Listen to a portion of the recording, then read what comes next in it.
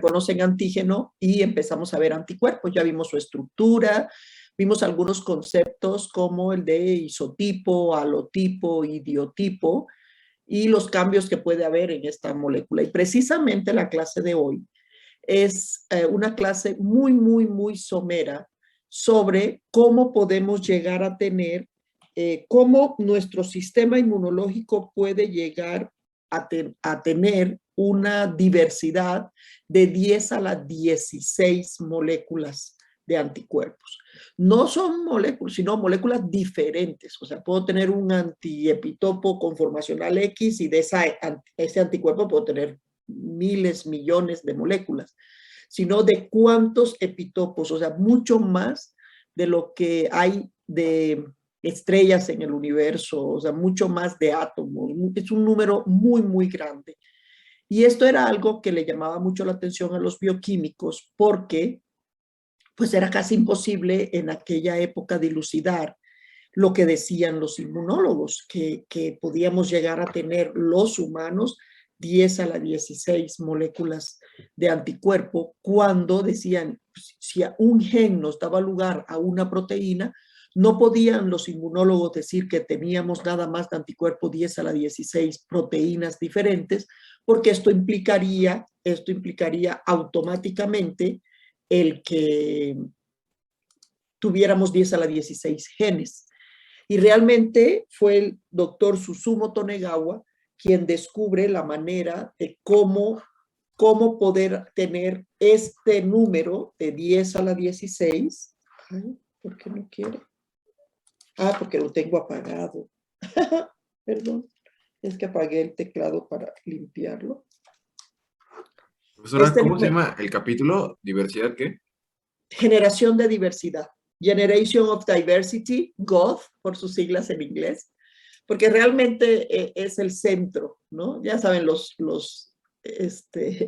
muy prepotentes científicos le llaman GOD, pero la O con minúscula, por favor.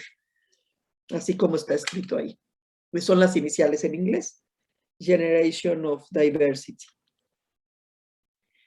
Entonces, si ustedes recuerdan, pues nosotros tenemos en la médula ósea, que es donde maduran los linfocitos B, partimos de una célula progenitora hematopoyética troncal, y de ahí tenemos la célula común linfoide, la célula común linfoide, y vean aquí les muestro cuánto expresa, quiénes expresan inmunoglobulina. Esta célula no expresa inmunoglobulina, entra en sus estadios. La pro-B temprana, pro-B tardía, no expresa inmunoglobulina, y hasta que tenemos la pre-B pequeña, ya empezamos a tener un pre-BCR. Este pre-BCR son realmente las cadenas mu, y una cadena ligera que realmente no es ligera. Le llamamos cadenas subrogadas, es decir, cadenas que se parecen en su estructura terciaria a las cadenas ligeras, pero no son las cadenas ligeras. ¿Qué es lo que se está probando ahí? Se está probando que las cadenas mu estén bien rearregladas. Que la cadena mu esté bien hecha, esté bien dobladita, sus dominio variable, sus 4 dominios constantes, que la región de la bisagra esté correcta, que todo esté bien, que tenga una región transmembranal, obviamente, una colita intracitoplásmica. Esto recuerden que aquí va la membrana. Si eso ocurre, si eso está todo perfecto, entonces ya la pro-B tardía internaliza este pre-BCR y empieza a cambiar y hacer ahora cadenas ligeras, capas o lambda, para tener un BCR con IgM en la membrana, que esta es la célula inmadura. Esta célula sale de la médula ósea y se va al vaso. Y en el vaso obtiene el BCR, donde la región constante ahora es delta, o sea, mantiene la misma región variable, pero cambia la región constante, de tal manera que es una IgD, pero reconoce exactamente el mismo epitopo que la IgM que tiene al ladito. Esta ya es un linfocito B maduro y virgen, cuando ya tiene los dos BCR, son linfocitos B maduros y virgen, que ya se dedica a pasear por todos los órganos secundarios, buscando células presentadoras de antígeno, buscando antígenos y buscando linfocitos T activados específicos contra ese antígeno para que pueda colaborar con T, cooperar con el T cooperador y convertirse, ahora sí, una vez que encuentra su antígeno, entonces empieza a diferenciarse. Esta diferenciación, la primeritita, les hace hacer una IgM que es de baja afinidad, es decir, una IgM que sí une al antígeno, pero no lo une de manera fuerte. Es una unión débil entre el anticuerpo y el antígeno, pero es la más rápida, la más veloz. Entonces salen estas primeras IgMs y después empieza a ser hipermutación somática, algo que no puso aquí el dibujante, empieza a hacer hipermutación. ¿Qué es hacer hipermutación somática? Es hacer cambios detallados en las regiones hipervariables, que son las que van a estar en contacto con el epitopo, para que ahora sean los aminoácidos acordes a ese epitopo. Me explico. Imagínense que tenemos este dominio variable que, ¿se acuerdan que tienen diversas formas? Imagínense que esta es la forma. Y que el epitopo que va a entrar aquí, pues nada más hace contacto aquí y acá. Nada más con dos sitios que ancle, ya hay una reacción antígeno-anticuerpo. Pero, ¿por qué no hay enlaces en este punto, en este? ¿Por qué? Porque los aminoácidos que están aquí y los aminoácidos que están acá no son compatibles para hacer todos esos enlaces que ustedes me dijeron, puentes de hidrógeno, fuerzas de Van der Waals, enlaces iónicos, culómbicos de London, el que ustedes me hayan dicho. Entonces, ¿qué es lo que hacemos? Esta hipermutación somática se trata de cambiar el codón en el DNA, fíjense, cambio nucleótidos en el DNA para que ahora el codón de las nuevas moléculas que va a sintetizar esa célula plasmática sea compatible con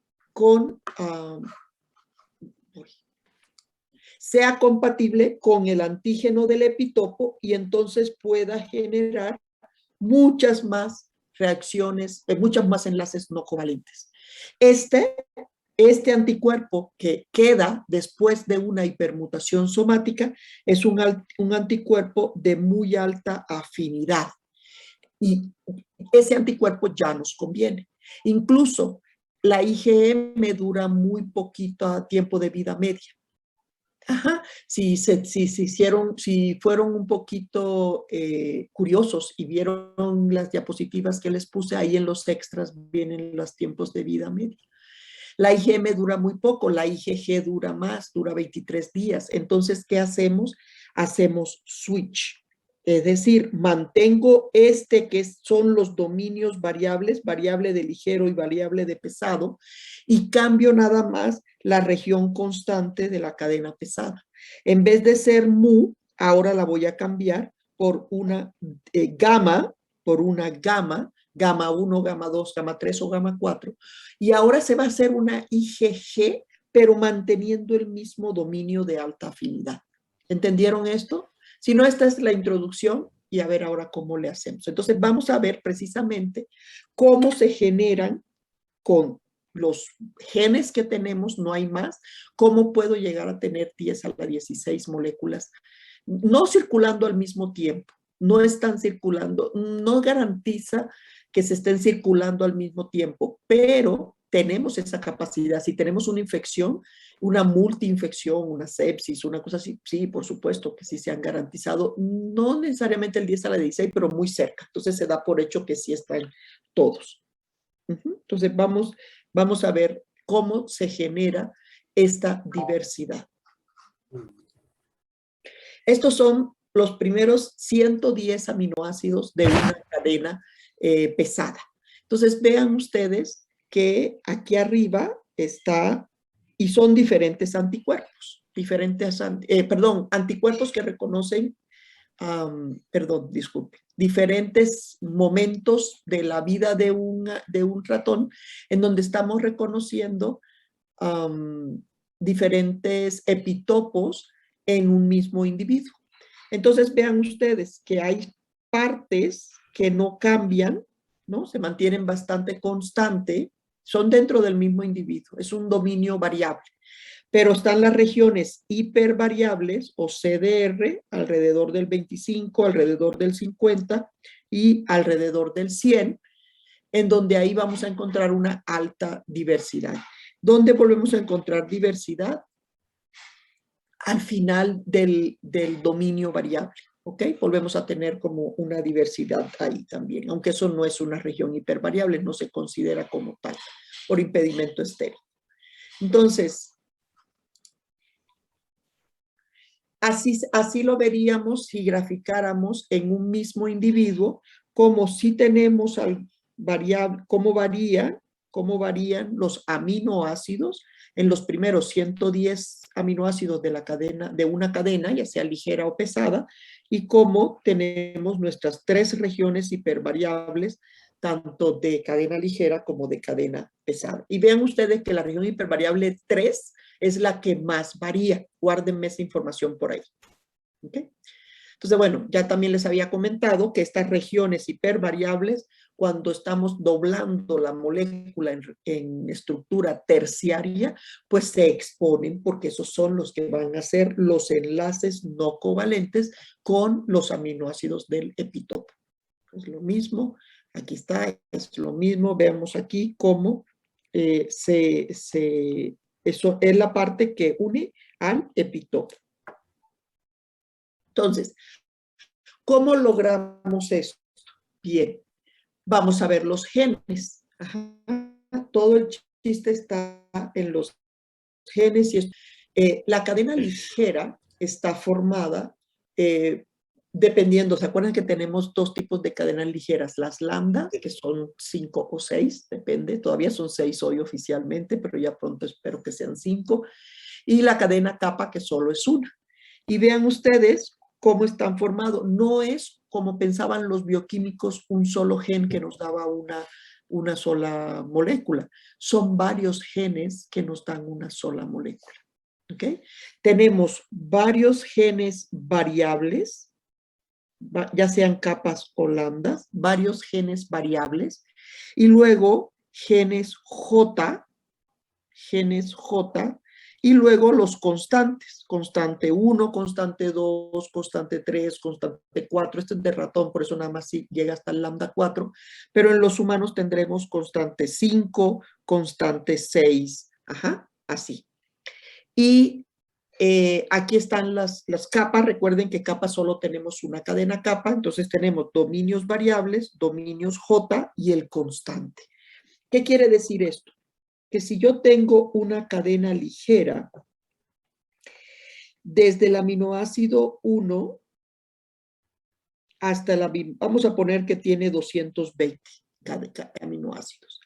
Por ahí del 110 cambio, ¿no? Es un dominio otro. Este es el dominio variable ligero y el constante ligero. Entonces, estos últimos, estos de aquí a aquí, están codificados por el constante de la cadena kappa.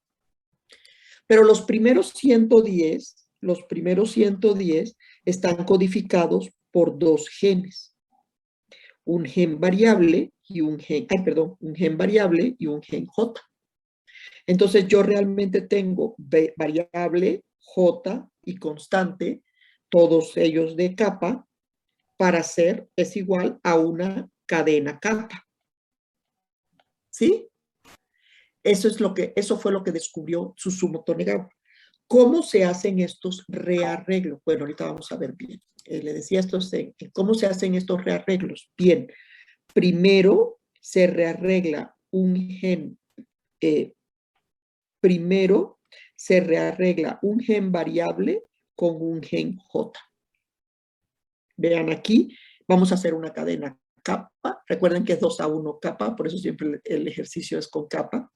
Escogió el kappa 2, el gen variable kappa 2, y escogió el gen J kappa 4, de los que tiene.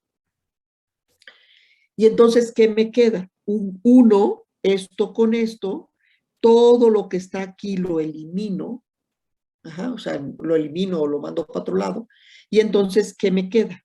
Me queda B unido a J, o sea, B2, B kappa 2, J kappa 4. Y ahora, ¿con quién lo voy a unir? Lo voy a unir con el constante. Entonces, el segundo paso es rearreglar BJ con el constante kappa. Y entonces ya me queda BJC, que es el transcrito primario. Aquí está BJC. Aquí está el transcrito primario, se eliminan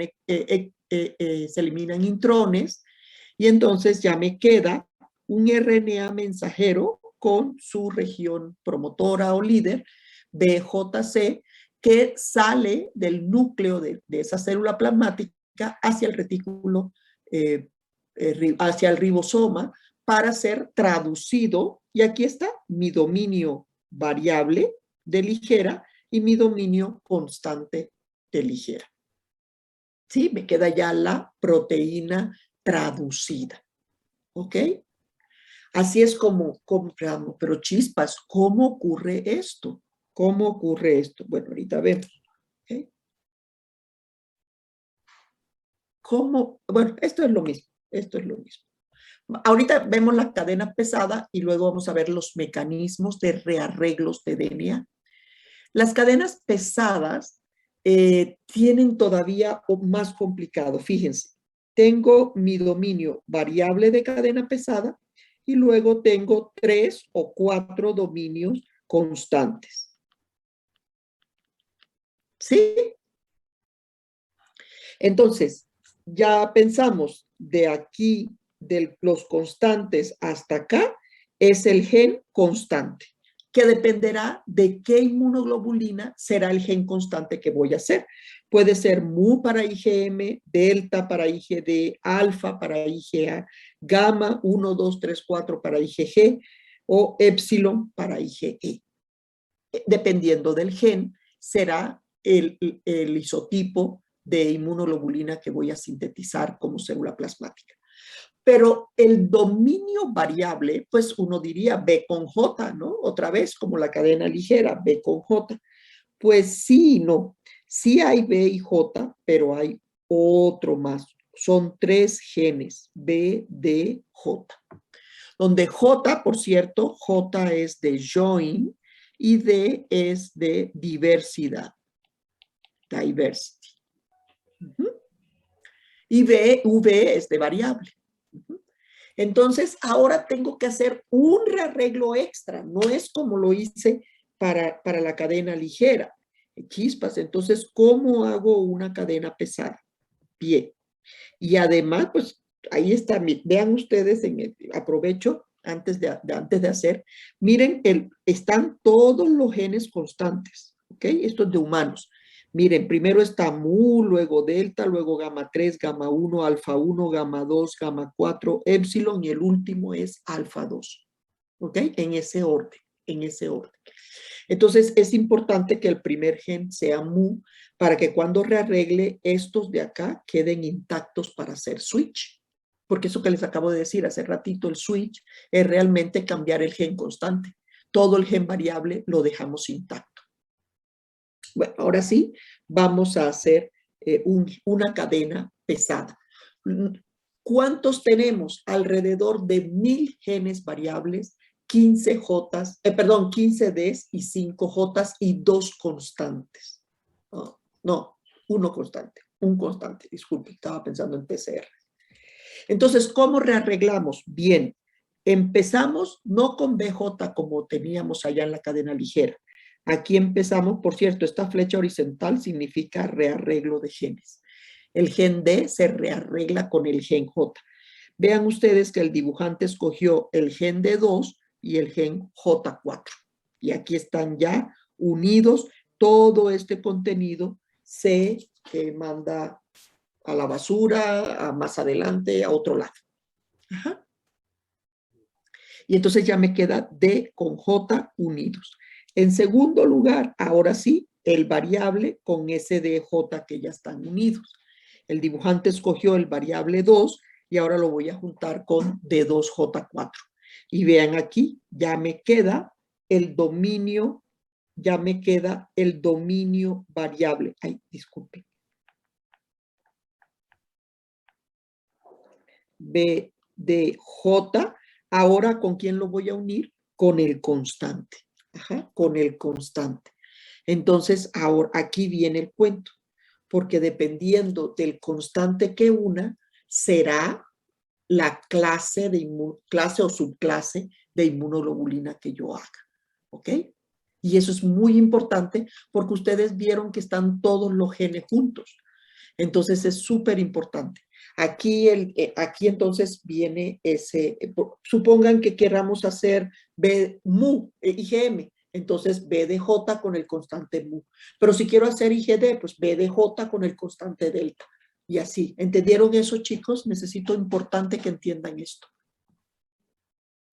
Ustedes como CUFI deben dominar estas cosas porque esto es lo que se necesita cuando tengamos más adelante cuando vayamos a hacer un monoclonal o un Affibody o meter genes de ratón con genes de humanos para hacer un anticuerpo humanizado, por ejemplo, pues yo puedo tomar el BDJ de los ratones y constante de humano. Y me queda un anticuerpo con los dominios variables de ratón, pero el resto, la región antigénica, ¿se acuerdan que es la región FC? Ahí son los constantes. Eso me queda de humano. Entonces no hay, eso lo puedo usar como tratamiento. Por eso es muy importante que ustedes entiendan esta genética para que cuando vean clases de biología molecular o no sé cómo se llame la materia, puedan jugar o en sus trabajos, en sus especialidades, puedan saber jugar con este tipo de, cuando usamos los anticuerpos como fármacos. ¿Ok? ¿Sí entendieron?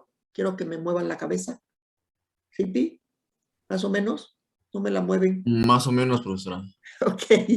Bueno, Por vamos a hacer ejemplo, eso VDJ, o sea, se puede ocupar V1 o V2 o el V VN. que usted quiera. ¿Y de qué va a cambiar? Lo que va a cambiar es la especificidad. Tiene 1000 Vs. Son un poquito menos porque son raza dependiente. Hay razas que tienen más genes variables que otras. Entonces, dependiendo si escoge el V2, va a reconocer este epitopo. Y si escoge el V128, va a reconocer este epitopo. Y así, en otro antígeno y así. ¿Sí? Ok, está bien, profesora. Entonces, ya que tenemos VDJ, fijan que como aquí el dibujante está por un lado uniendo con mu y por otro lado lo une con delta. ¿Qué voy a tener? Un RNA, un transcrito primario que madura, se le quitan los intrones, bla, bla, bla, y me queda un RNA mensajero para mu y un RNA mensajero para delta. Y ya no les dije, pero bueno, ustedes saben que se le pega una cola de poliadeninas, todo lo que necesitan los RNAs mensajeros, un CAP en 5', todas estas cosas que necesita el RNA mensajero para poderse traducir, para traducirse en la cadena pesada mu o en la cadena pesada delta, que al unirse con las cadenas ligeras, pues entonces ya me da o una IgM o una IgD. ¿Ok? Ahora bien, oh Dios, así sí está. ¿Cómo uno estos genes? Esto es algo que resulta ser, que fue el premio Nobel de Dr. Tonegawa, es algo que hacen las células para reparar o para hacer cosas, ¿no? Pero claro, las células del sistema inmune, los linfocitos B y T, lo hacen siempre para generar diversidad. ¿Qué es lo que hacemos? Bien, vamos a juntar, ¿cierto? Vamos a juntar B con J y luego BJ con C para una cadena ligera, o D con J, B con DJ, B de J con C para una cadena pesada. 3 mecanismos tienen las células para rearreglar genes. Así se llaman, mecanismos de rearreglos del DNA. Mecanismos de rearreglos del DNA. El primero, que fue el que demostró el doctor Susumu Tonegawa, es el que está más completo. Se conocen todas las enzimas, se conoce paso a paso qué hace el DNA. Pero no es el único. Les dije que habían tres mecanismos. Pero no, ni siquiera se los voy a explicar en detalle, nada más les voy a contar que cada gen se le llama también modelo de eliminación, porque yo tengo un variable 2 por aquí y luego un J4 por acá, y todo esto que está en el medio lo debo eliminar para que me quede B2, J4 pegaditos. ¿Sí? Entonces, yo debo eliminar todo ese DNA, se elimina. Por eso se llama modelo de eliminación. ¿Ok? ¿Cómo ocurre este modelo? Bien, cada gen variable de su lado derecho tiene una secuencia que se llama RSS, señal de secuencia de recombinación. Voy a recombinar genes. Ajá. Entonces, ese RSS lo tiene el variable a la izquierda, a la derecha, y el J, de hecho el J lo tiene de ambos lados, pero aquí como estamos haciendo nada más un dominio, pues el J de un solo lado. ¿Ok? Tanto para cadenas lambda como para cadenas kappa. ¿Y cómo hago el dominio variable de la cadena pesada, donde me meta el D ahí en el centro? Bien, igual. Variable a la derecha, J a la izquierda, y D es el que debe tener de ambos lados. De ambos lados. Ok, ¿qué significa esa señal? Es una secuencia de nucleótidos que incluye los números 2, incluyen un heptámero que es casi palindrómico, es decir, se lee igual de 5' a 3' que de 3' a 5'.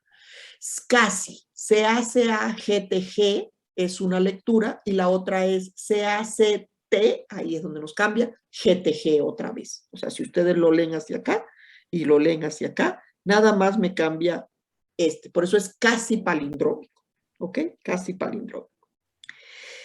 Luego sigue, los número 2 tienen 23 bases, pares de bases, que no me importa que sean, o sea, no son nada complementarios ni nada, son 23 pares ahí, X al azar.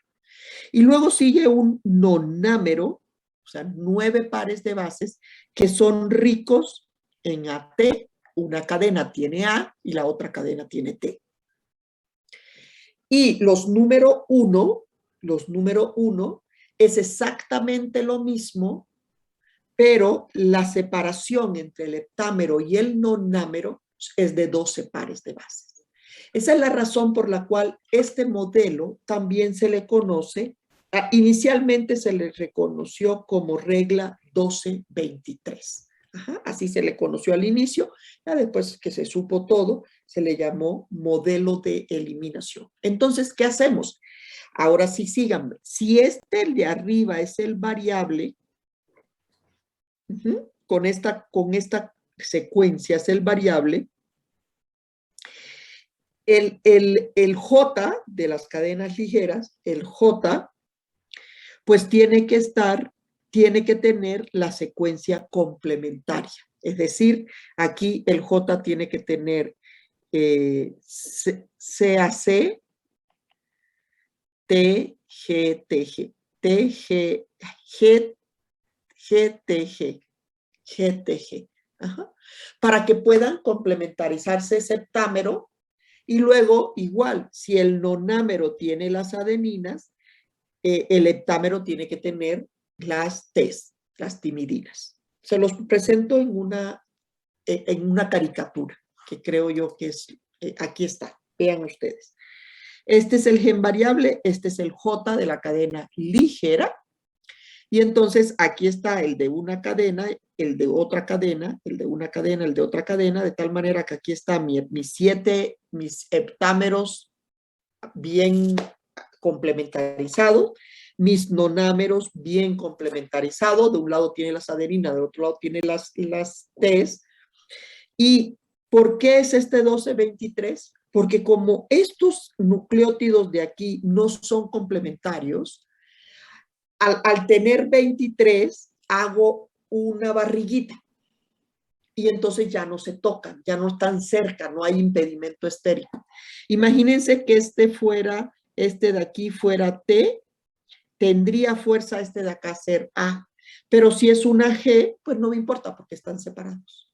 Por espacio, están separados, no se tocan. Entonces no necesariamente necesito la complementariedad ahí para generar ese espaciador. Por eso se llama regla 12-23, ¿ok? Por eso de un lado es 23, del otro lado es 12. De este lado es 23, de este lado es 12 para la cadena pesada. Aquí está entonces, al hacer una capa, es el gen variable 2 con el J, ahí puso N, porque pues cualquier J, cualquier variable, también debía haber puesto N. Y aquí están mi septámero y mi nonámero. Y luego, ¿quién viene? Una enzima va a cortar, y una ligasa va a pegar. Pero vean lo que está aquí. La enzima ¿dónde debería cortar la enzima? Aquí y acá. ¿Están de acuerdo conmigo? Es decir, el último nucleótido del gen variable y antes del primer nucleótido del gen J. Ahí debería cortar la enzima. Pero esta enzima no es tan específica.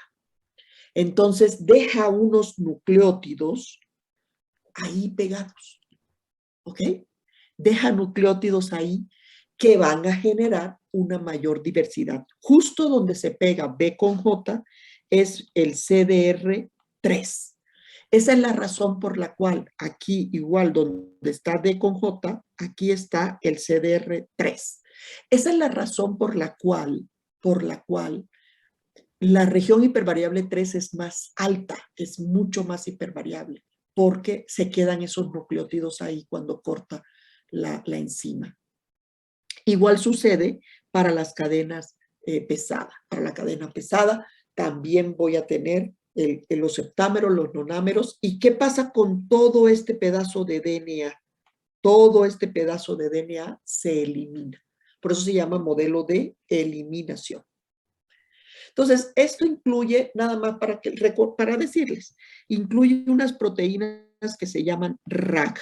RAG1 reconoce esa señal de reconocimiento, reconoce los septámeros y los nonámeros, los tapas, se pone ahí. RAG2 se pone en el RCS del J, y entonces la proteína HMGB, ¡pum!, une a los RAG, y así es como se unen los dos genes. Aquí están las proteínas RAG uniendo el gen variable y el gen J. Ajá. Los une, las proteínas RAG. Luego entran otras proteínas que se llaman KU7080 y otras enzimas, la enzima, una DNAPK que corta un pedacito, y no quiero que se las aprendan. La verdad que apréndanse RAG, porque hay unos niños que nacen deficientes de RAG, y para que vean, si no tienen RAG, simple y sencillamente que no pueden tener. Si no hay proteína RAG en estos niños, no hay anticuerpos. Es una inmunodeficiencia primaria, o sea, son niños que nacen y no pueden sintetizar anticuerpos porque no pueden generar diversidad. Como no pueden generar ni siquiera para el BCR, ni siquiera salen esos linfocitos B de la médula ósea. Entonces son niños que no tienen linfocitos B circulando. Por eso es que les hablo nada más de las proteínas RAG.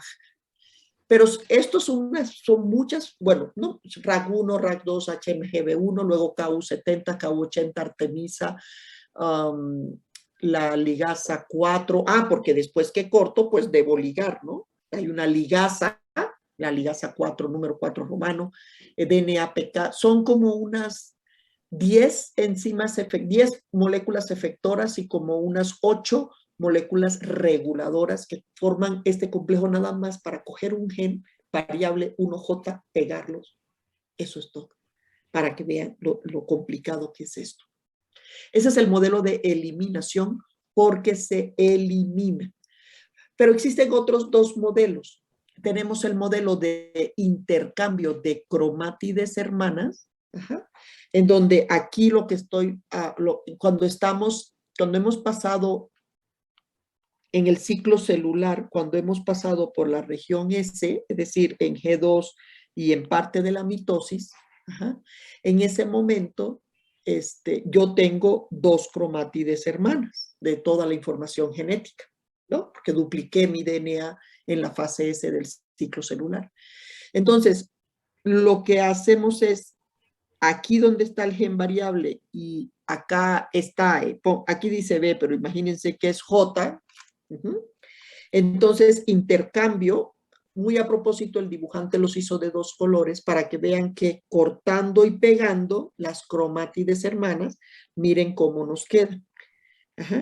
Pero si este pedacito de aquí es J, aquí me queda pegadito ya B con J. Entonces, de esta manera, yo tengo, le voy a poner ahí una J, se lo voy a poner yo. De esa manera me quedan los dos genes iguales. De esta no vamos a ver ningún gen ni nada, ya también se saben algunas de las enzimas, ya se conocen, pero lo que quiero que se aprendan es el modelo. ¿Cómo son los modelos? Fíjense, uno pega con enzimas, ¿no? Una corta, otra pega, etcétera, aprovechándose de esos septámeros y nonámeros.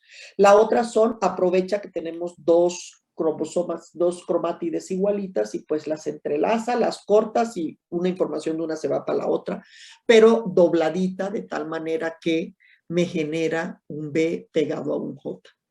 Y finalmente, el modelo de inversión. Este modelo se da en una sola de las cromátides hermanas.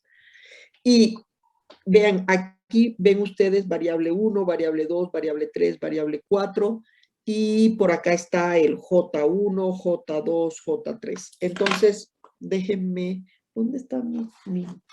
Yo tenía por aquí de mi clase.